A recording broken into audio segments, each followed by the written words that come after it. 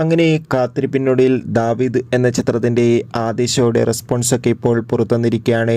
അപ്ഡേഷനാണ് ഇന്നൊരു വീഡിയോ ഭാഗത്ത്. വീഡിയോയിൽ മുൻപ് വീഡിയോ ലൈക്ക് ചെയ്യുക, ചാനൽ സബ്സ്ക്രൈബ് ചെയ്യാൻ വേണ്ടി ശ്രമിക്കുക.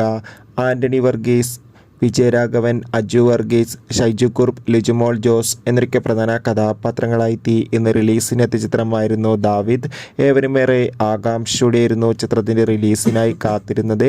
ഫൈനലി ചിത്രത്തിൻ്റെ ആദ്യ ഷോ ഇപ്പോൾ കേരളത്തിലെ വിവിധ തിയേറ്ററുകളിൽ അവസാനിക്കുമ്പോൾ ചിത്രത്തിന് മികച്ചൊരു പോസിറ്റീവ് റെസ്പോൺസാണ് പുറത്തുകൊണ്ടിരിക്കുന്നത്.